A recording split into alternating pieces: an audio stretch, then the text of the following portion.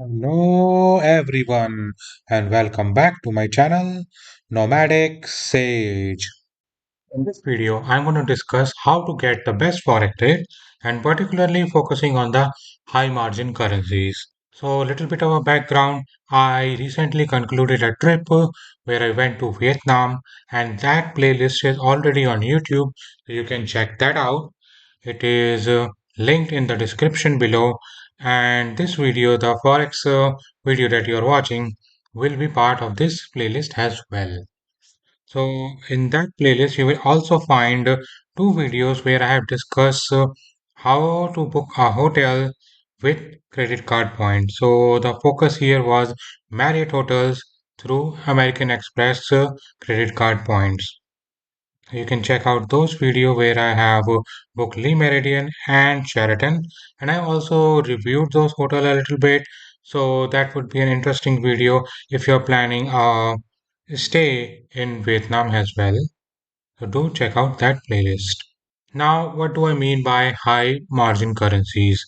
So, firstly, we can see that there are different currencies in the world, and some of them are high in demand, and some of them are actually low in demand. So, those currency that are actually high in demand, they will attract lower margin. So, let's say you go to a foreign exchange shop and ask for, let's say, some currency, then if that currency is in high in demand, then they will charge you very less margin, so that their profit margin would be quite less. But if you ask for something which is not a lot in demand, then those currencies will demand a higher margin, so they will charge a lot of premium. Firstly, the global currencies like United States dollar, the Great British pound, Japanese yen, euro, these are reserve currencies, so they are highly in demand. So basically, when you purchase these currencies, you will get good rate. So if the official rate that you can see on Google would be around, let's say, 84 something, then you might get it at the shop for 85 or something like that. So the profit that the shop charges from you for the transaction is substantially lower. So that's why we are calling it high demand and low margin. Then other than that, there are currencies like uh, Thai baht, the UAE dinar. These currencies are less in demand because they are not the global reserve currencies or something like that, but they still have some demand. That's why you will see a higher margin on these ones, like at least 10% or something you can expect from them.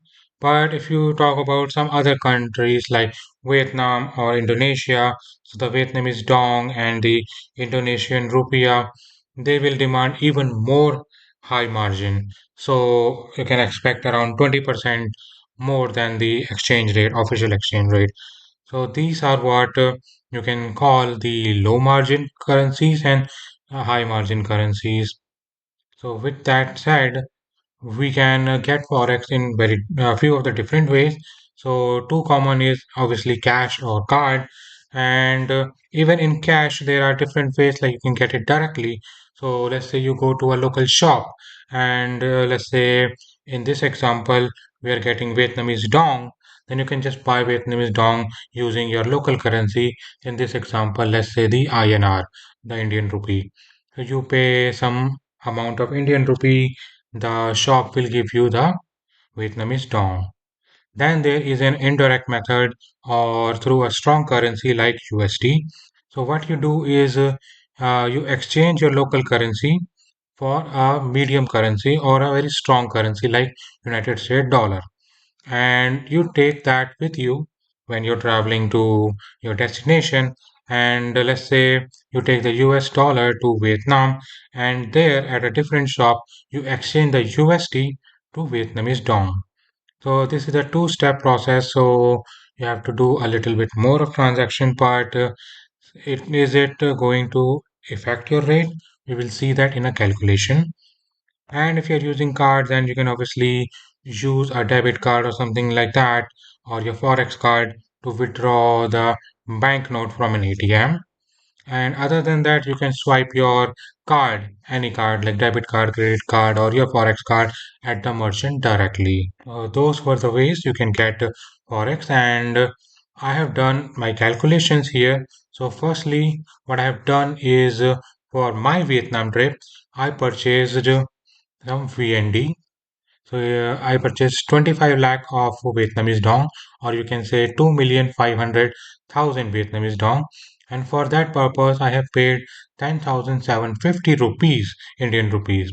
And that effectively gave me an exchange rate of 0.0043. So quite high. And I believe at the time I was doing this transaction, the official rate that I could find online was around, I guess, 0.0034 or 35. So you can see that, yeah, the shop charged quite a lot of premium for this transaction. However, I also purchased 100 United States dollar, and for that I have paid 8,500 Indian rupees. So I got an exchange rate of 85, and like similarly, I guess the official rate was 84 something. So there was a margin involved, but not as much as what I got for Vietnamese dong. Now, when I went to Vietnam, I actually went ahead and converted that United States dollar, that 100 United States dollar, into Vietnamese dong, and I got 2,300,000 Vietnamese dong, or 23 lakh Vietnamese dong. And with that, the exchange rate came out to be 0.003696. You can see that it is way substantially lower than what I had paid when I purchased VNT directly. Now, other than that, I have also withdrawn some cash from the ATM, and I'll do a comparison here. So before I do that, I will do a disclaimer first. Now, for this transaction, I have actually used my IDFC First Wealth credit card, and it's generally really a bad idea to use a credit card for any withdrawals from an ATM, either domestic or international. But I have done that for a very specific reason. I'll just discuss that. But it is generally a really bad idea to use a credit card for cash withdrawal at an ATM machine, as it can incur huge charges in terms of interest and fees that can be charged from the time the transaction has taken place. So generally, when you use a credit card, you have some grace period, like when your bill is generated, and after that, they give you some time to pay off that amount before they charge you interest. But in on most credit cards, when you make an ATM withdrawal using a credit card, you are charged interest from the very moment that you make that transaction. So do keep that into mind. And these charges, like interest and fees and all of those, can easily accumulate into a substantial amount, which can lead to a huge financial loss. Now, why I have used IDFC Wealth Credit Card here? Well, I only did that because there is a specific feature on this credit card that it doesn't charge interest on ATM withdrawals from transaction date. So if I make a transaction at a ATM, it will not start charging me interest from that moment onward. It will wait till the bill is due. So I have that grace period. So this is the only credit card I know that does that, at least in my opinion, which at the time of my Vietnam trip was still in effect. I don't know if that will continue to give that feature. The bank will continue to give this feature in the future or not, but at the time of my trip, it was still there. That's why it made some sense. However, by using the credit card for ATM withdrawal, I was still charged advancement fees, which was 199 Indian rupees plus GST of 18%. So that was there, and other than that, the forest markup was also charged from me, and this would have been charged regardless if I have even swiped it at a merchant. So 1.5% markup fees plus GST was also charged. So this all could have been avoided, like these advancement fees could have been avoided if I simply use a debit card. However, I was considering making a transaction like this just to see how would it go. So my best advice would be use a debit card just so that you can at least avoid the risk of incurring any interest on it. So considering the similar situation, will mostly likely charge only the markup fees if you use a debit card, but some banks do charge an ATM withdrawal fees on foreign cards. So let's say you're in either Thailand or Vietnam, you go to an ATM, even if you use a debit card, then that bank's ATM will charge you some amount for making that withdrawal using your foreign issued credit card or debit card. So you need to keep that into consideration as well. My transaction using my credit card was with VP Bank. So VP Bank doesn't charge that ATM withdrawal fees, at least when I visited. So now let's look at these transaction amount. So firstly, I withdrew 5 million Vietnamese dong or 50 lakh Vietnamese dong, and the transaction it costed me 16,996.91 Indian rupees, on which I was charged an 1.5% markup fees, which was 254.95 rupees, and then on this 254.95 Indian rupees charge, I was additionally charged an 18% GST by the government. So 45.98 Indian rupees was additionally incurred. So the net total uh, came up to 17,297 rupees and 75 paise. Now there was an international advancement fee which I've already discussed with you. So that was 199 rupees, and then on top of it the 18% GST was charged. So that became 35 rupees and 82 paise, and that gave me a gross total of 17,532 rupees and 57 paise. So with that, the rate came out to be 0.003507 for this transaction. So you can see that it is still the lowest even with the markup fees and the advancement fees. However, if VB Bank charged me an withdrawal amount, then this would have definitely raised a little bit. But overall, you can say that exchange rate that I got with carrying the United States dollar was also pretty good.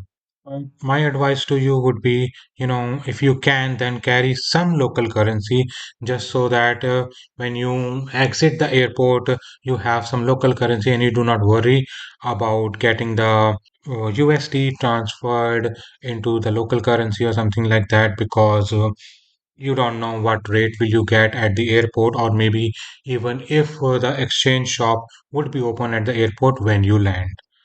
So that's one of the thing I would say that just carry a small amount of local currency, and then you can carry mostly USD because USD is actually accepted almost everywhere. So you can easily exchange United States dollar for any local currency everywhere. So it is always a good idea to carry some United States dollar.